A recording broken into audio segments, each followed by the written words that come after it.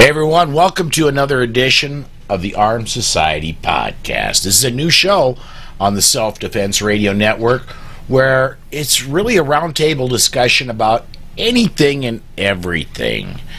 Joining me today is Rob Campbell, Mike Hasychak, and Brian Hill. Rob, you kind of set this one up, so what I want to do is I want to throw to you. I want to have you introduce yourself, and then we'll move on to the other two, and we'll get started on our topics. Okay, I'm Rob Campbell. I'm with Eye on the Target Radio. You can catch us at eyeonthetargetradio.com. If you got any kind of feedback or questions, you can email us at radio@targetthing.com. And I hope you like the show. All right. Mike, let's go ahead and go to you next. Could you tell us who you are and a little bit about yourself? Sure. I have a radio program, Mike on the Mic, which is all about close quarter combat. I'm a senior instructor under Paul Vunak. Been training with him for about 25 years. Paul's famous for spending about 4 years in Virginia Beach training the SEALs on close quarter combat. I'm also a instructor under Eric Paulson, who is a three-time world heavyweight champion in shoot fighting and UFC fighter, and has been training UFC champions like Brock Lesnar and Sean Shirk and Josh Barnett. And I'm a firearms instructor as well. Okay. And Brian. Hey everybody, I'm Brian Hill with The Complete Combatant. My wife and I own The Complete Combatant. And I've spent my whole life in the personal protection business. I am a martial artist that has gone through every decade of change that martial arts has seen. I fought at an amateur and a professional level. I've taught. I'm a graduate from Force Science Institute. I'm a master level instructor under Tom Givens at Range Master. And I just love to train, apparently. You sure do. There you go. There you go.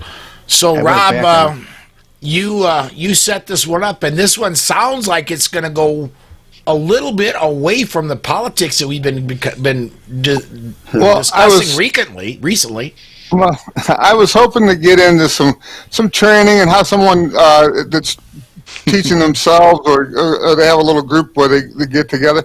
Where do you get some scenarios? How do you like watch something on YouTube and then convert it into something that you can use for yourself? I figured you guys were good at doing something like this and figuring a way to make it more personal for each scenario. So, Brian, you want to give that a shot or something? Sure, absolutely. We live in the golden age of training. Right now you can see every bit of really good training to really bad training on YouTube. And, of course, it's up to you to watch your sources and what you do, but there's a tremendous amount of great information out there, even to such specialties as entangled fighting with firearms, working against knives. Really, I started in the 70s training, and we were lucky to find a magazine or a book that would teach us. So having these sort of things is really incredible. You can see the world's greatest shooters, and you can emulate their draw stroke, and you can shoot the same drills that they shoot. And then you can watch mixed martial artists of all different calibers and ilks, all different guys, and practice the drills that they do. So just the other day I was watching Ben Steger shoot what he calls 4 aces, and it's a great drill. You draw, you fire 2, you reload, you fire 2, and it really gets everything that you're doing. And to get a par time and to watch my comparative video to what he's doing allows me to really improve quickly. The idea of filming yourself and then watching a world champion do what he does is a tremendous benefit to training. I know we've all done it. We've got something to fix. We just get on YouTube and we find a video that works for us. And this is what we're facing right now. There are just fantastic, great information. When I first started training in jiu-jitsu, a couple of techniques came out that nobody knew how to do. And now you could simply watch a world champion do it at the championship and emulate it. So information is being dispersed at a weekly or a daily level, which is a tremendous advantage. And I see it with my students all the time. They come to class at a far higher level than they used to 10 years ago, 20 years ago. They're pretty interested in what they're doing. Now, there's a downside to this. You just can't watch the videos. You have to train, and it's really important at some point to have a coach watch you and refine the movements. But what a great time to be alive, to learn things, to have all the information that's available for us. Those are great points, Brian. I think what I would add to that is one of the approaches I take is, I'll watch something that I think is really interesting, and the first step of that is to learn it, and then I'll practice it, and then if I really like it, I'll try to master it. And then once I master it, then I want to functionalize it. Because I think one of the disconnects we see with a lot of what's on YouTube and in martial arts today and close quarter combat is being able to functionalize something to be able to use it on the street. And that's something that takes a little bit more of a different type of training and adding stress inoculation and seeing, can I really pull this off if I had to do it? And there's just a plethora of technique out there, and it's just a lot of fun to experiment with it. Brian was talking about filming himself, and everybody has a cell phone, and if you can get some video of yourself doing it, you can watch. You get some positive feedback about what's going on, and you'll find out that there's a lot of economy of motion that you can cut out of your stuff and speed yourself up and make you much smoother from just watching a couple of minutes of video that your buddy or your wife shot of you trying to draw or do one of these moves or something. Yeah, that's a good. The other thing that you could do. Go ahead. I'm sorry. Well, I was going to say, what other kind of tools besides the camera? I mean, the timer, stuff like this.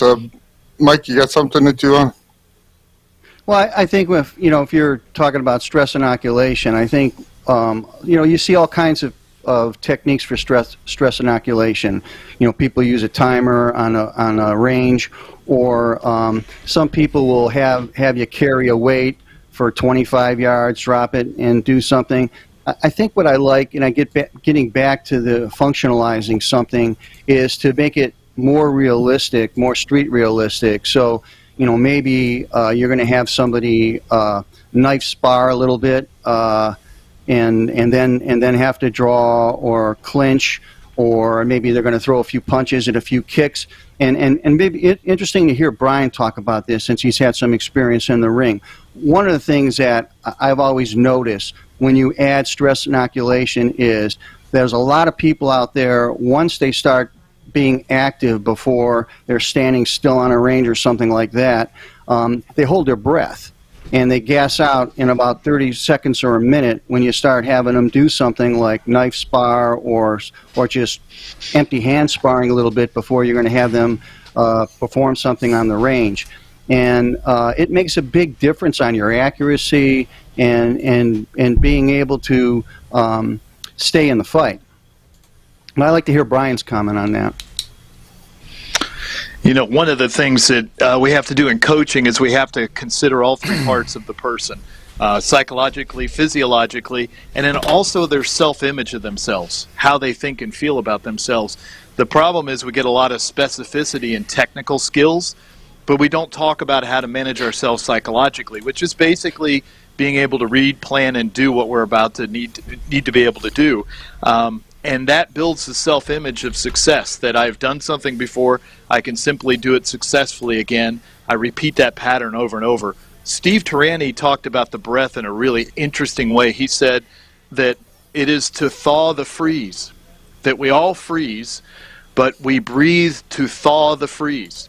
And that's something that I teach all my shooting clients. I teach all my people that come for Force on Force, is that we always need to be breathing and visualizing what we're about to do. They often say on the street there's not a walkthrough, but I'm going to tell you, I bounced, I worked law enforcement. Street fighting was rather simple compared to being in the ring sometimes, because I didn't have 8 weeks to think about it. But I did have a second or two to plan and to see what was about to come and to execute, and to realize that I'm going to have to make some simple adjustments, or maybe major adjustments, or maybe I'm going to have to cycle through tools really quickly.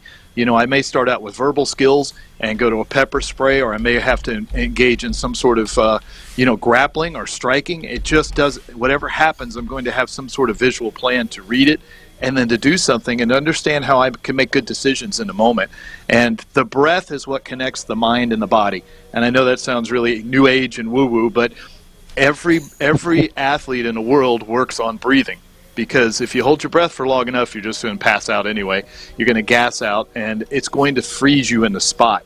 So think of it as a thawing motion that allows you to execute with full technique, full ability, at least enough for the situation, and with the full visualization of the breath.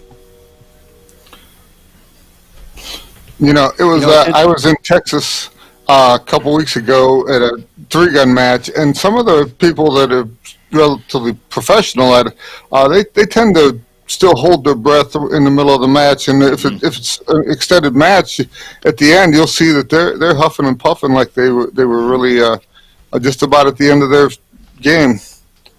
But I was down at Tactical Defense Institute in down close where Cincinnati in Ohio, and Adams County. And they have live firehouses, and you know what you normally do is when you go through a live firehouse, you go through with an instructor, and then the next guy that comes through, you go behind him with the instructor, and you kind of watch what they're doing, and that's where you really see that stress inoculation and people holding their breath, and they start sweating, and they're getting tired, and they're exhausted, and that fear sets in. And it's just great training. It's something that you know, you just can't emulate when you're just standing on a range and shooting at a target. You know, I think USPSA and IDPA match stages are about 30 to 40 seconds long because that's how long you can hold your breath. That's a good point. Yeah. You know, one great sport for really learning how to control your breath is Brazilian Jiu-Jitsu, because when you roll with people, you know, some people they're done after a minute and a half because they're really struggling, and you know, sometimes Brazilian Jiu-Jitsu can be a slow game, and you know, there's guys that'll, as you get up in the higher ranks, you know, they'll roll with, you know, 10, 15 people in an evening, and you know, it takes a lot of gas out of you. You got to really learn to relax and be able to turn it on and turn it off when you need to do that, and not, you know, in 30 seconds you're done and it's like, you know, I'm sorry, I gotta go take my shower. So there's a lot of different ways of training that, and it's interesting how people take different approaches. I've seen some discussion on like YouTube or Facebook actually on training versus drills, and when you're doing a drill you're not really training, and what do you guys got to say about something like that, Brian? I would call. Oh, go ahead, Brian. I'm sorry. You know, there's techniques, there's tactics, and there's strategy. It's all very different. When we learn a technical skill, we're learning either to draw from the holster, or we're learning how to do an underhook, we're learning how to throw a cross or strike with a knee. Those are all techniques. Tactics begin to be small parts of combinations of techniques. How do I put this together when this presents itself? And then the overriding goal is always to have hardcore strategies that you understand that when I see the first sign of danger, I'm going to orient myself in a different direction. If this happens, I'm going to do that. If this happens, that's going to do that. You know, it's a binary process where we're going to split decisions very quickly in the strategy mode. The tactics tell us what the appropriate one is. Do I need to use a flashlight? Am I changing a skill really quickly? And then the technique itself is how we do it. And I think the training industry focuses on the hows a lot, on the whys, but not on the hows. Do we move from one skill to the next? You know, Gary Klein's work on recognition prime decision making says that if you can recognize a pattern, you can quickly and swiftly react and make a pretty good decision to it. And as students of self-defense and personal protection, that's what we have to teach them.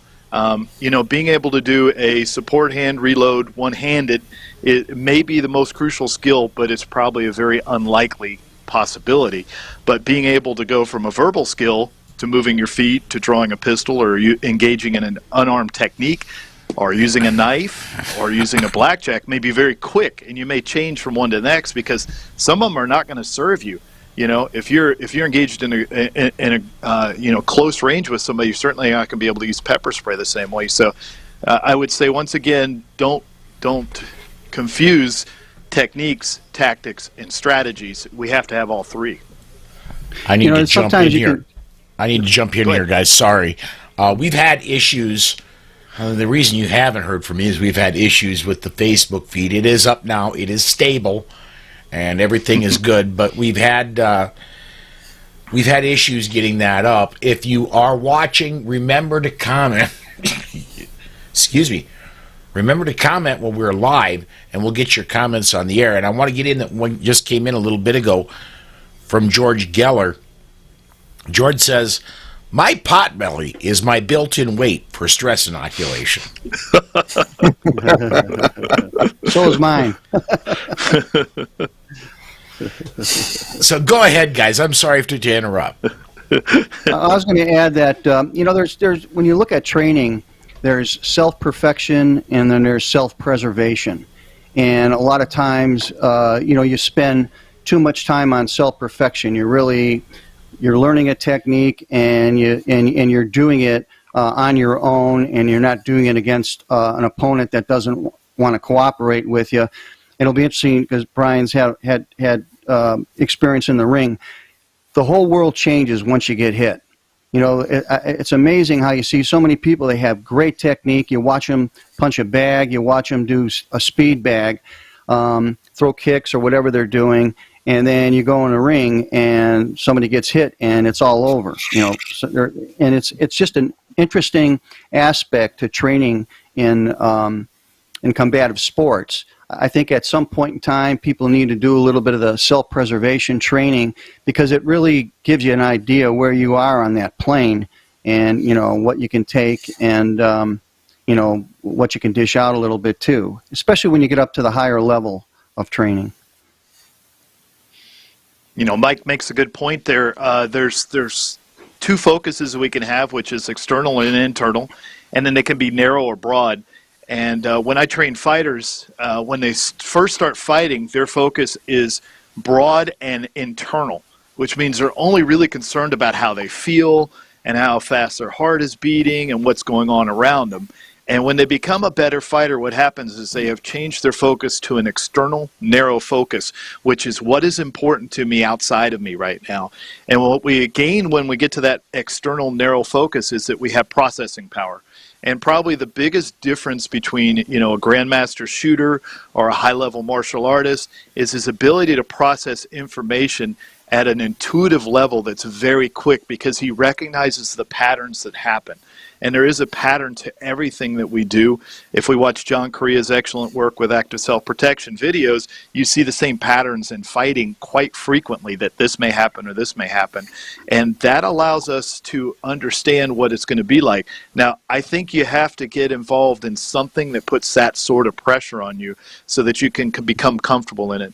Mike was talking about doing BJJ. It's an incredibly claustrophobic sport for beginners. The first 6 months, all you're doing is getting smashed and trying to figure out how to breathe and try to make a little space and simply survive. But once you get past that, you're a resilient person. And that's what we're always trying to build in personal protection, is true resilience, that I can stay in the fight, that I can win the fight, that I believe that I have the power to do so. And those are the things that are, much more interesting to me as a coach to develop in my clients than maybe just a sub-second draw, or being able to take somebody down quickly or to grapple with them. And I think ring training, match training, all allows you to feel that kind of pressure and to understand who you are. If you don't understand yourself, you're not going to have much success in fighting, because it would be overwhelming with that internal broad focus of what you're feeling and what you're doing. So, all these things are very useful, and I think that would be a big help, and that's a good point that Mike was making. I think another interesting scenario, too, is that you're seeing a lot of shooters, people that are trained in firearms, now getting into close quarter combat. Mm-hmm. So they're taking those skills and now getting into close quarter combat. And one of the things that I think is missing, and I'd like to hear Brian's comment on this one as well, because I think in your background you have a 4th degree black belt in jiu-jitsu, and you have that ring experience. But a lot of times what I try to tell students is you have to, sometimes you're not going to be able to draw your firearm. You have to get control of the fight. there's gun retention issues, and sometimes people think, well, if I can get my gun on, I'm going to be fine. And in a lot of cases, you've seen the tooler drill. Somebody can get you pretty quick. You've got to get control of fight. Sometimes that's going to be empty hand skills till you get it under control. Then you'll be able to deploy. As we like to say, you have to earn the space to be able to get to the firearm. You have to control the hand that's closest to the gun. Otherwise, they're just as likely in our force-on-force environment to take the gun from you and use it against you, which is a horrifying experience. No high risk in it because it's force-on-force. But being able to control that distance and understanding that right now the most beneficial thing to me is this. We call it tool cycling. Which tool is effective. Now, don't think everybody has to go out and get a black belt in every martial arts. And you have to become a grandmaster shooter, but you need a little bit of experience in these different distances so that you know how to work it. An entangled fight is a very different fight for most people than anything they've ever been involved with. So, basic Greco-Roman skills or jiu-jitsu or judo skills, something that allows you to control a person, wrestling, and just learning underhooks, overhooks, and ties gives you a good chance to understanding how you can earn that space to draw and get to a better position. Craig Douglas has done tremendous work in this field of really earning that space and being able to do it. And the gun is simply a tool, and and for a lot of people, it feels like I'm going to be safe if I have it, but you have to know how to not only get to it, but to protect it from somebody else taking it from you. That's a great point. Craig Douglas, he's the one who runs ShivWorks, correct? Yes. Yeah. I've seen some of his stuff, and he also has a background, I think, in Pakita Tertia, Filipino martial arts. He's got really good edge weapon skills, and anybody that's listening, he's a good one to check out, and he kind of puts it all together. But he does a nice job with that. Mm-hmm. If I could jump in, guys, I certainly don't have the qualifications that Mike and Brian do, but I want to offer this. I went a couple years ago to a force-on-force, actually it was an active shooter interdiction course that had a force-on-force component to it at the Firearms Academy of Seattle. And I thought I was pretty good. I thought I had my stuff tuned up pretty well. And then in the force-on-force, I quickly found out that it is able for someone, even with as much training as I've had, for them to take the gun away and use it on you. And I was killed by Marty Hayes twice. A lot of people watch fighting on TV and the cop shows and all that stuff, and it's all nice and clean. Everybody stands up. They punch each other a couple times, and Michael grab you and do some grappling. It completely changes when all of a sudden you're in a clinch where you got no space, you got no control, and you're trying, like you say, Paul. They just your skill levels really suck, and you not time to learn about it. Yes. Right. Yeah.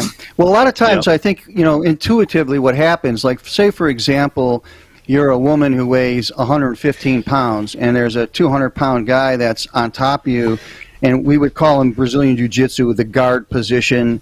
And, for most people, it's like a rape position. And, intuitively you think, I got to push this person off me.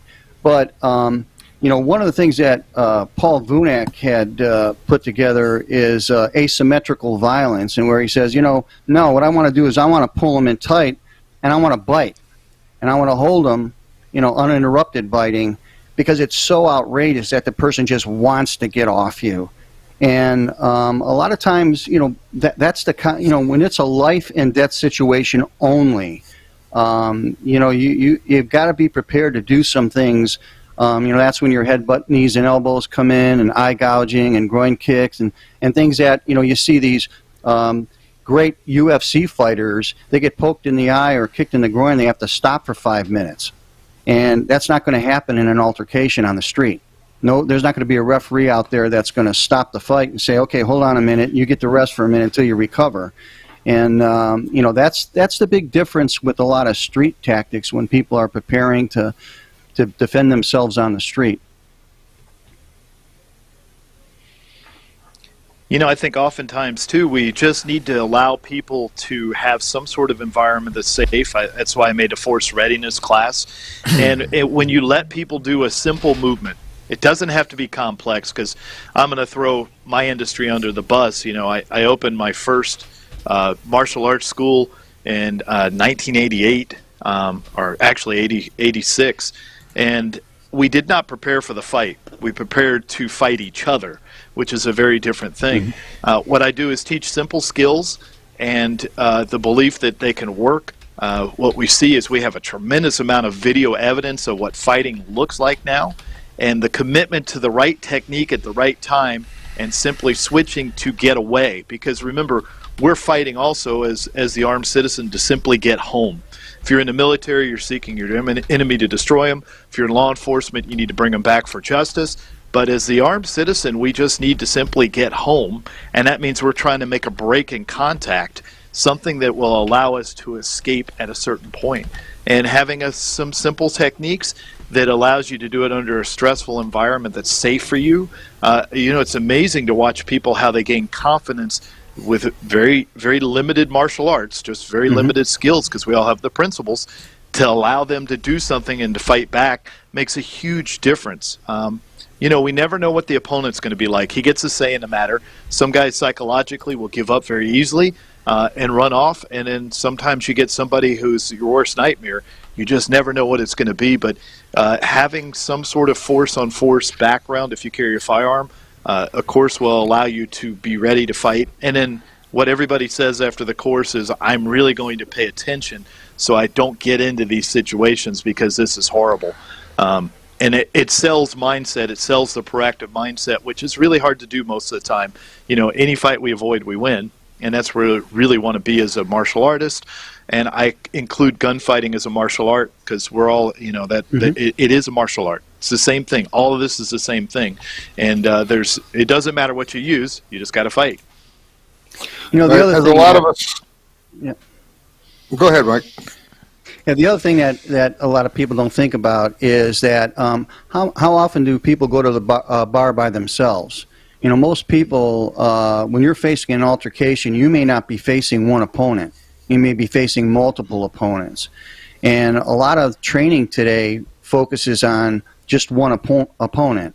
And I think that, even in hand-to-hand, close-quarter combat, as well as firearms training, you may be up against multiple opponents, and it's something that I think needs to have more focus on these days from a training standpoint.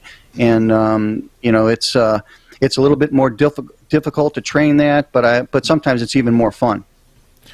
I want to add to that, and that is this: that you're starting to get into an area where I have a tiny little bit of expertise.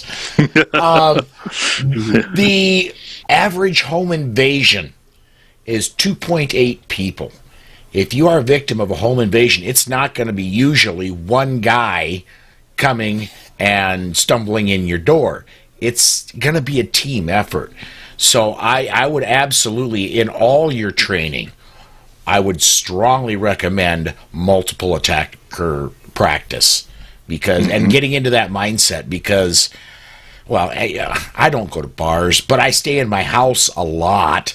And if somebody starts coming in my house, it's likely not going to be just one. Well, think about another aspect of that, and that is you're going to have multiple opponents coming in. But how often do people just practice clearing their own home? By the time a lot of police, if you live out in the country or depending on where you're at, it takes a while for the police to get there, and you may need to get to a loved one to protect them. But a lot of people don't even practice clearing their house, and that's, you see a lot of video out there on YouTube on teams clearing buildings and homes and that, but when you're by yourself, you're going to move a lot differently, and you're going to cut that pie a little bit differently going through a doorway. And practicing clearing your own home. Nobody knows your own home better than you. So, you can have an advantage, but if you've never done it before and all of a sudden you have somebody breaking in and coming into your house, it changes the dynamics, and it can be pretty horrible. Sometimes for your home, if you have a dog, even if it's a little dog, it gives you a heads up warning, as long as you don't tell the dog to shut up and leave you alone. But I mean, a lot of people have. If you have a highly trained dog, the dog's working for you. If you just got a little yappy dog, he's still working. You just don't understand what he's saying to you. So, if you get off the couch, go look and see what the dog's got a problem with. Our dogs are not highly trained, but we've had them for long enough that they talk to us, and they talk to us in their language that I can understand. There's a bug. What's going on outside of your house when you're sitting there watching TV or doing something? They're paying attention to something else, and they give you a couple seconds head start anyhow, instead of being completely oblivious to the fact that somebody's coming through the door. Our dog, Dude, he's a 135-pound pit bull mix, and he's got a somebody's coming to the door bark, and he's got a there's somebody that's not supposed to be here bark, and I can tell the difference. It's important too that we really think about what our pre-need decision-making skills are. We don't want to be reacting. Everything takes time. So the action of drawing your gun and moving towards the front door takes a certain amount of time. And then there's reaction time, which is a minimum of a quarter second for most people. And if you put action and reaction together, we get the response time. So we really want our decisions well made before the event happens. If somebody is trying to enter forcefully through my door, how am I going to react to this? Where am I going to situate? In my house, I've got it made because, my wife is an excellent shooter and she carries. Claude Warner lives with us. He's an excellent shooter. We have a Cane Corso and a Rottweiler. So it'd be an unfortunate incident if somebody came to the door. We don't have children to go find. We don't have to really worry about that. But we also have to worry about the negative consequences of our reactions, of knowing who's there. Is it simply somebody lost? Is it our neighbor who has Alzheimer's who's wandered to the wrong house? How am I going to say something to somebody or react in different situations? Am I going to look out the window? Am I going to open the door? All these things need to be mapped out in advance so that you make good decisions, because reactive decisions tend to be terrible decisions, and they cascade into further terrible decisions. So start thinking about what you're going to do and have a good plan, and then run it past somebody that has some expertise in that area and see if they can poke some holes in it. You'll really find that you can grow a pretty good plan, and it leads to a sense of confidence. That's a really great point. And the other thing that people need to do is they have to practice like a fire drill. And, we've done that in our household, and when we first started doing it, there was a couple little things that I would notice. Like, for example, my wife, who wasn't a trained shooter at the beginning, we'd have an unloaded gun in the fast access safe, and what I would notice is she would pull that out when she gets so excited, and she'd pull that trigger because you'd hear the click, and it was like, okay, now we got to think about how we're doing this, and just going through and practicing that, knowing what to do, having key your cell phone, all that, calling the police, and just running through a little fire drill with your family is important. And the other thing too is just setting your house up so you have cover, and and you want to have some protection. So where are the anybody can shoot through a wall. We all know everything goes through drywall. Rob and I have had a lot of fun testing all kinds of stuff, and my house would be unsafe in that regard, except that where I have big large pieces of furniture purposely put in certain places where I'm actually going to get behind something that's going to stop it, at least for a while. If you have stuff in your house, like you were trying to clear the house, by putting a mirror in certain places or a picture or something that you can see the reflection in, sometimes that'll take care of a blind spot that you can't normally see by looking at the reflection in the glass and stuff. So think about it ahead of time, and by redecorating a little bit, it saves you a lot of hassles in the long run and blind spots or something that you can't control at a later date. Sure. We have a bookshelf that is very sturdy. I mean, it looks. Why would somebody put a bookshelf there? Well, the reason there's a bookshelf there is cover, and concealment, yeah, but cover. I agree wholeheartedly with Rob. There's a lot of things you can do to put defensible zones in your house. I mean, not today. Really, go ahead, Brian. I was just going to say, I took a really interesting class from a guy who's a former Special Forces guy, Chris Cypher, and he titled it Lessons Learned as a Professional Home Invader. So he actually taught us all the things he hated when he was doing direct action overseas. And it was a very interesting course. And most of it was not, it was very minimal investments for the homeowner. Securing your door, using bigger screws, having dogs, making things very difficult for the other person because, at home we are defenders, so we have a huge advantage, a tremendous advantage if we just simply lock our doors, take advantage of it. And I thought it was a really interesting course as a professional home invader, somebody teaching you what he hated. One of the things was a lot of visual color. Yeah, it's really interesting. So I thought he did a great job with that. The other thing I'd add to that too is, we actually have body armor under our beds, so every little bit counts, and it's in today's world, it's there's a lot of nasty people out there, and I don't think it's getting any nicer. I think we've seen a lot more violence, and what might be coming down the pipeline if people start defunding the police. It's going to be up to you to defend your home. Now, I got a question. Say you're like me, old and like a marshmallow, and you don't have much training. How much training do I actually need to come and have you guys show me a couple things? I mean, if I punch somebody, there's a good chance I'll break an arm or a hand more than I would hurt them with beating my fist on their face or something. I know a lot of old people just like in the same boat I am. What do I need to know, or how do I go about making a decision what I can use or how I can get some training? One of the suggestions I'd make right away is get pepper spray. It is a tremendous advantage. It's like starting every fight by poking the other guy in the eye. For the armed citizen, it is a much better tool than it is for law enforcement, because if you spray somebody with pepper spray in law enforcement, of course you have to go grapple with them, which makes it no fun at all because it gets all over you. But what a tremendous advantage. Then the other thing I would suggest is that you do an audit. What are you capable of? What are you capable of right now? Can you run? If not, we have to think about that.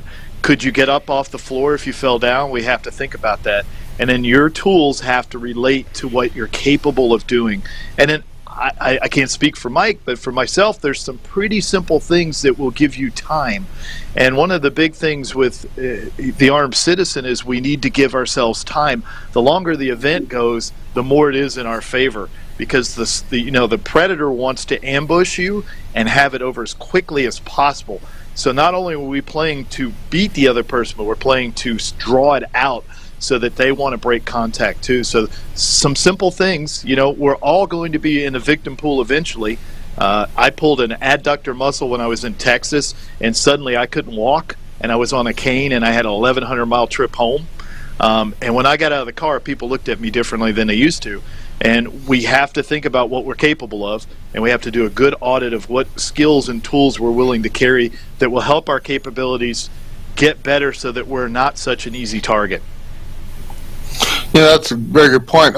We do some training and people come with some type of a handicap or something, temporary or permanent, and trying to live within their means to be able to overcome what their issue is and still keep them in the fight is tricky. But I never thought of it as an audit. But yeah, that's a good point.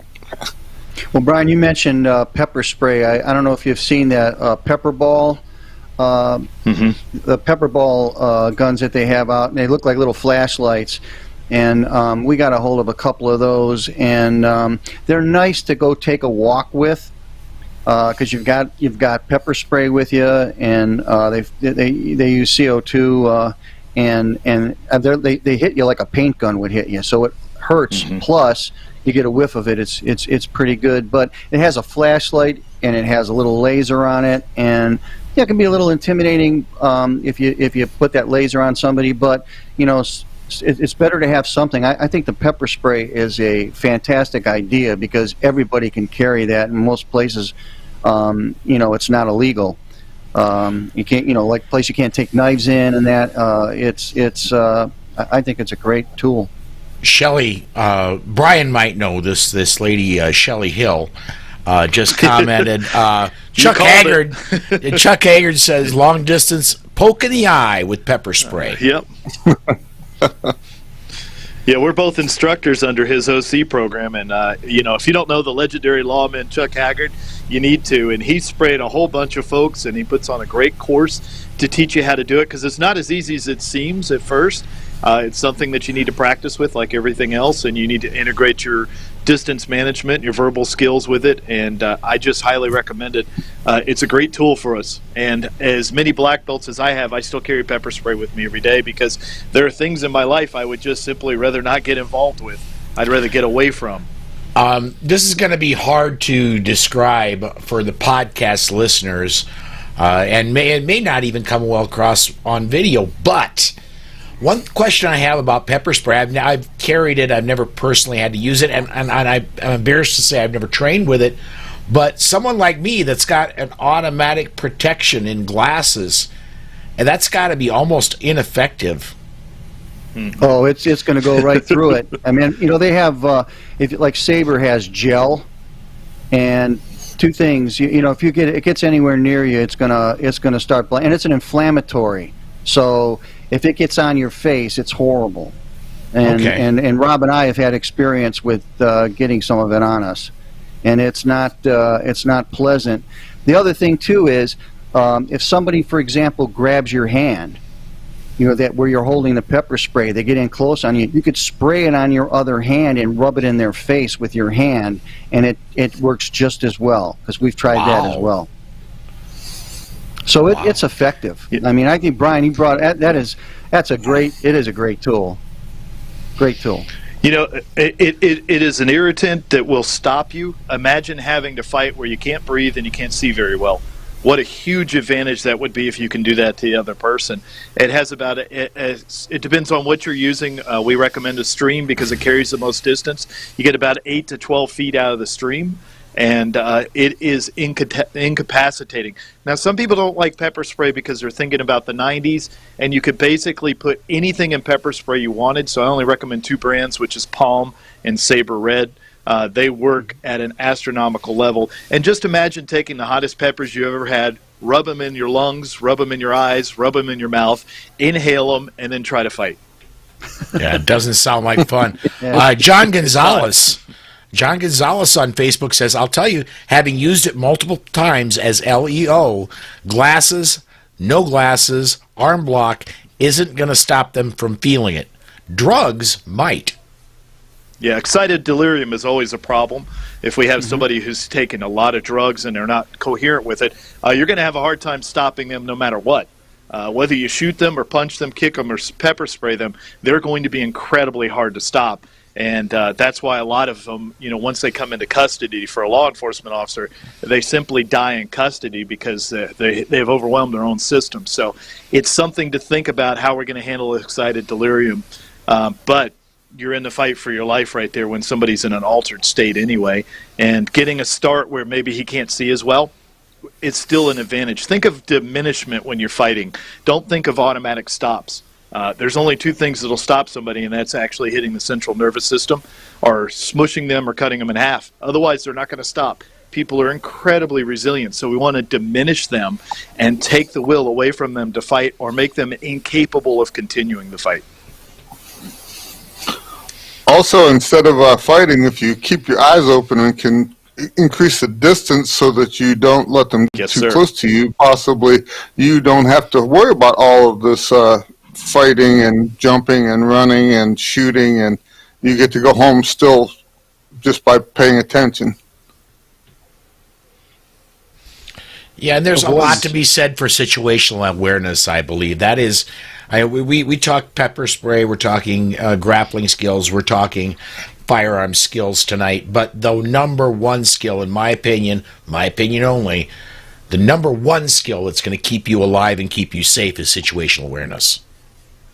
And think of your posture and your gait. Standing up straight, walking with confidence, not making hard eye contact, but being aware of what's around.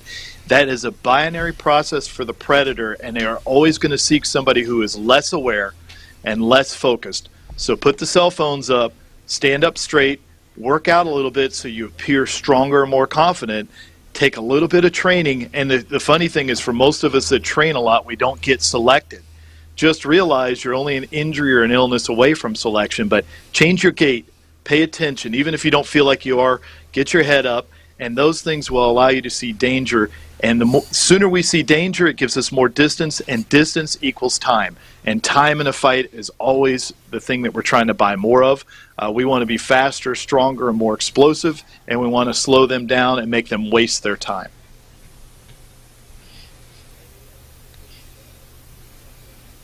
All right. That was that's some good advice all the way around there. Let's see, what else can I try to get us to talk about? Well, I've got a question for Brian. What kind of improvised weapons would you suggest? I mean, things that you could use like a weapons, like like a tactical little flashlight, or what are some of the ideas? What are some of the things that you teach your students to use? It's a great question. I think a flashlight is probably the greatest thing that you can carry. The reason for that is you're going to project awareness with it. If I walk into a parking lot and I turn a flashlight on, I then identify myself as somebody who's aware because I'm projecting my awareness through light.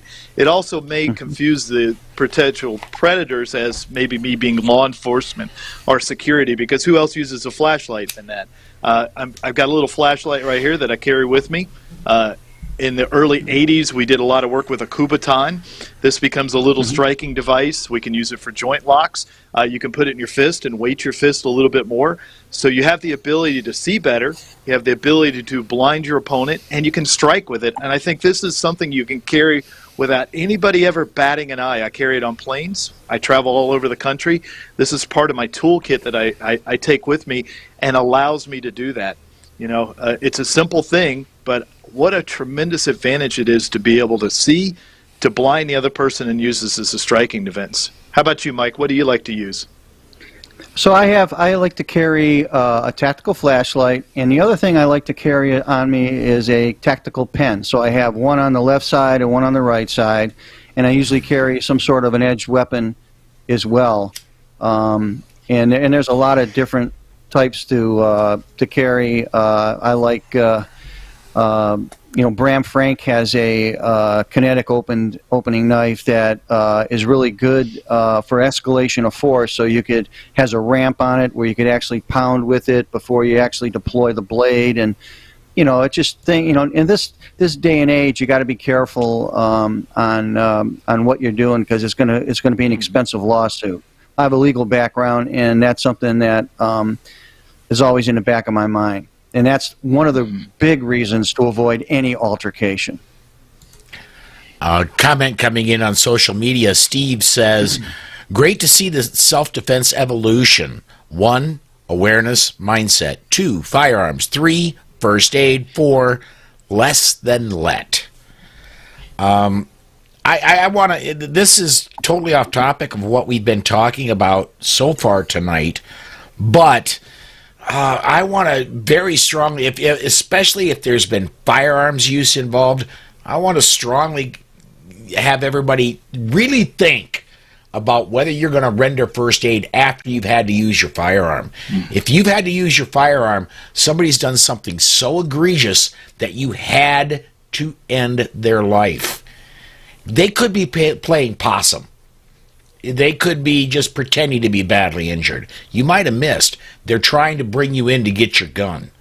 I'm going to strongly say, look, even if you're an EMT or a paramedic or a doctor, for heaven's sake, the Hippocratic Oath doesn't say you must give up your life to save others.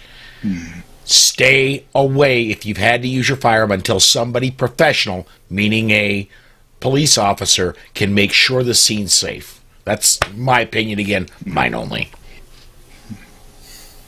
Well, one of the things that I carry in my truck, and I usually I've got several sets of them. I always have a tourniquet, there's a Razor bandage, and I got blood clot stuff and all that, because if there's an active shooter situation and there's people that are down, I think I feel compelled to try to help them. If you're out practicing on a range, it's always good to have some sort of medical equipment with you in case there's an accident. But I agree that you got to really be careful if you're involved in an altercation. You got to be careful on what you do, and that's something that it becomes very personal in what you decide. Oh, absolutely. Something interesting we do in our coursework is that, we start from the first signs of danger, and then, of course, you have a scenario base, but it doesn't stop after the fight. You've got to understand how to call 911, what to say to the operator, how to interact with the police when they show up. We hand out tourniquets to everybody, so sometimes you have to apply a tourniquet to yourself immediately afterwards. Sometimes during the scenario, the person that you've injured or stopped is going to scream and wail and try to get you to creep in, where you have to make these decisions. Like I said to Rob, it's an audit. Who are you as a person? I carry medical equipment because I'm a high responder. It's my nature. I like to run towards danger. I always have. And if I run towards danger and I don't have any equipment or any capability to help, then I'm a hindrance. So make sure that you decide who you are. And if you're a high responder, go get some medical training. But make a good decision whether you're going to help somebody that you just had to defend your life from, or if you're helping somebody that you saw in a car wreck. How will you help them? How will you get to? And it was something interesting. Everybody does a lot of coursework, but it's one of the few things where we do from the first signs of danger to the legal aftermath. We even have you do an interview with an attorney afterwards so that you have to put your side forward. We use the cognitive interview technique from Force Science. And it's really interesting to see what people remember, what they don't remember, what they think they did, and what they didn't do. You may think you will do one thing, but you don't know until you're under pressure what you're actually going to do. So start auditing yourself and thinking about who you are, what your self-image is, and how you would apply these skills. One thing I want to bring up as well, and that is, I for anybody who doesn't know me, and there are some, who may have been here because Brian or Mike has said I'm going to be on this show. I drove truck for nearly 20 years. I've taken a lot of firearms training, and I used to, when I was a young man, before I started driving truck, I used to be an EMT. While I drove truck, I carried a medical kit with me.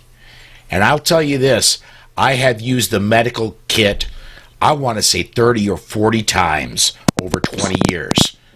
How many, and so you're so far more likely to use medical training than you are self-defense training.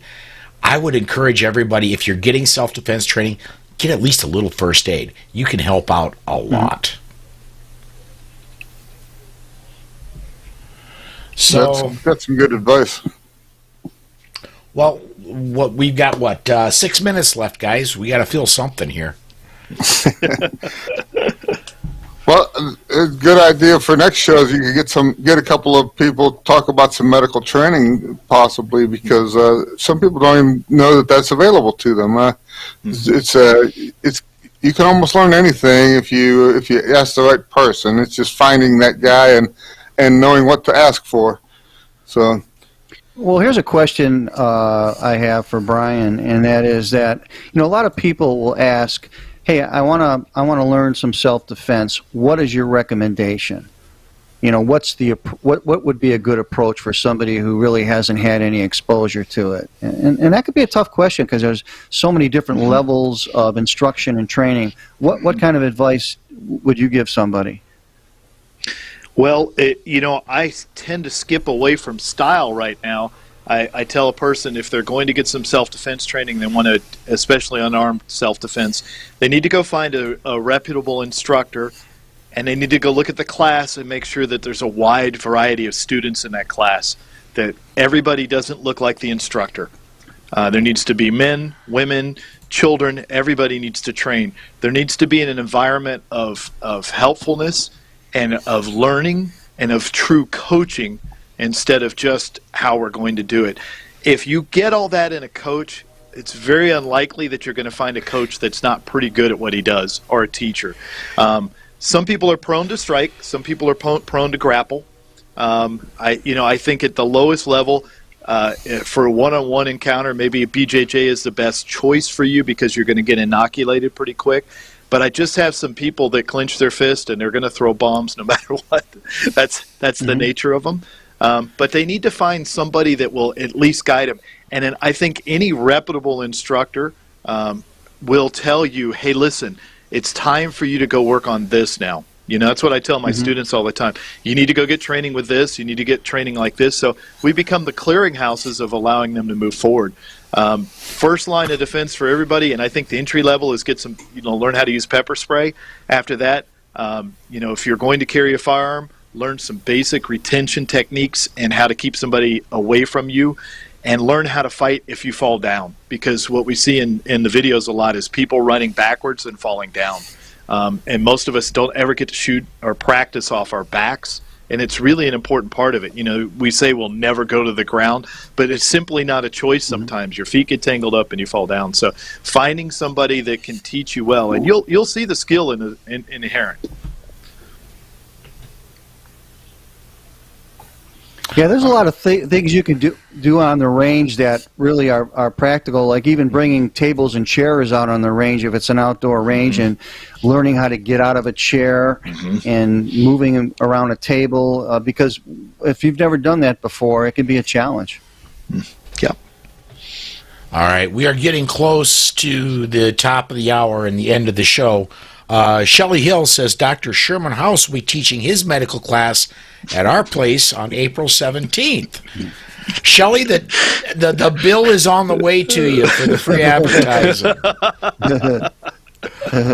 What I'd like to do, folks, and Shelley, God bless you. It's absolutely cool that you did that. Anybody else that has something they want to promote, feel free to do that. I put it on the air just because I thought it was cool. Why don't we, as we're on our way out, because we've just got a couple minutes left, I'm going to go in reverse order to what we did, and I'm going to have everybody reintroduce themselves for some people like those on Facebook who had the feed interrupted and maybe joining us midstream. Everybody, please reintroduce themselves, and I'll go last. Brian, we're going to start with you. I'm Brian Hill. My wife and I own the Complete Combatant. I have 4 decades of martial arts training and firearms training. I try to be the complete combatant from the first signs of danger to the legal aftermath. I'm traveling the country this year, and I should be coming someplace near you, or you can come to us to train. We offer force readiness, pepper spray classes, firearm classes, and we'll do anything we can to help you get ready for your event. All right. Mike, you're up next. Sure. This is Mike Hasychak. I'm a senior instructor under Paul Vunak. Been there training with him for about 25 years, and an instructor under Eric Paulson. Firearms instructor, NRA instructor, and I teach privately at my home. My basement's a gym, and then I teach out at a private range. All right, and Rob. Okay, my name is Rob Campbell. I'm with Eye on the Target Radio, and I do some training also with Mike and some instruction. Mike's radio show is Mike on the Mic is on Karma Radio, KRMA radio.com. If you guys want to tune in and listen to it, he's on Monday nights. So, very, very cool. Well, that leaves me. My name is Paul Lathrop. I'm the Deputy Director of New Media for the Second Amendment Foundation. You can catch me here. You can catch me on Polite Society Podcast Monday nights. You can catch me on the Weekly Bullet on Friday afternoons. And we're pretty much everywhere. I want to thank everybody. Thank you for watching very much. Come join us next Wednesday night. Rob Morse has control of the mic and the guests next Monday night. Don't know what the topic's going to be, but I do know you do want to check in. then. So thanks for watching, everybody. We'll see you next week.